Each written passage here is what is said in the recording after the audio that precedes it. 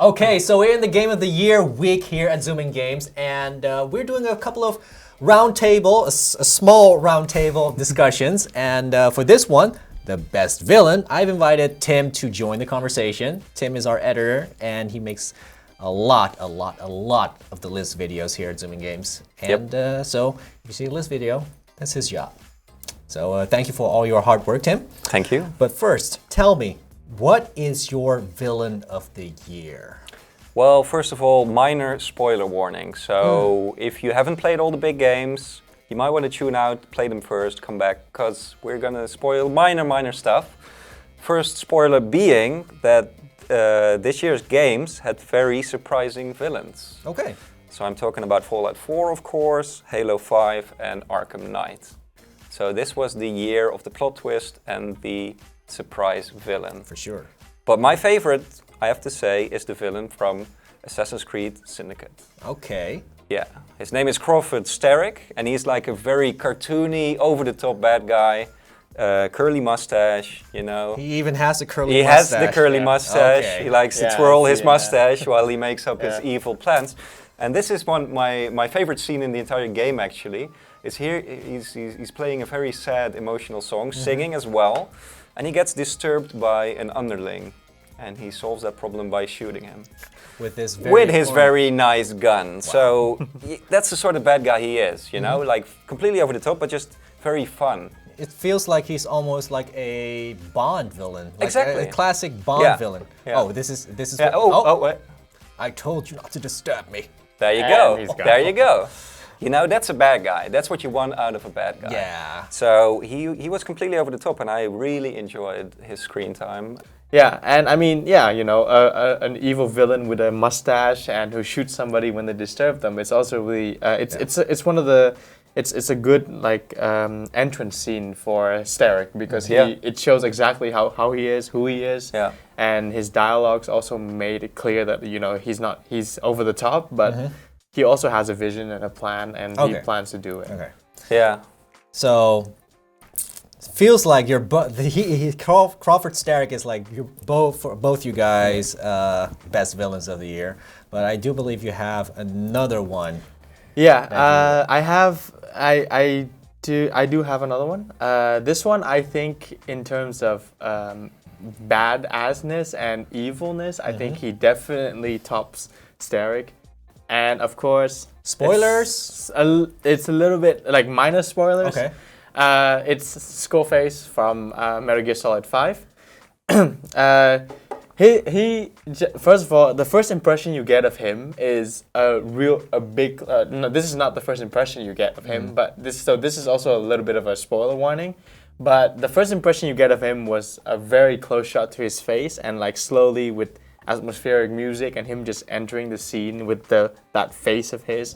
Immediately you get also the first impression, and also when he the way he brings on his unit, the parasite unit, who really scared me when I first played against them because they were very terrifying. And also he's this guy that he's unlike Starrick, not over the top.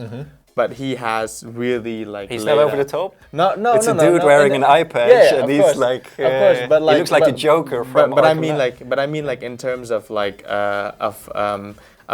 carrying out his plans and you know and things like that. I mean he's very he has very concrete plans, and he really knows how to fuck with people's head. The problem here is that he doesn't have enough screen time. Okay. So he shows up like 3 or 4 times in the game, and that's it.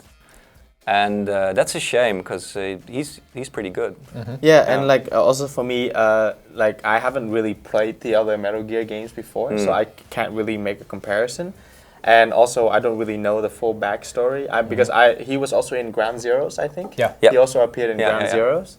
And so I don't know the backstory, Briefly. but like from what I've seen so far and from what I can get out of the screen time, he's definitely one of my favorite villain for this year. Okay. Yeah.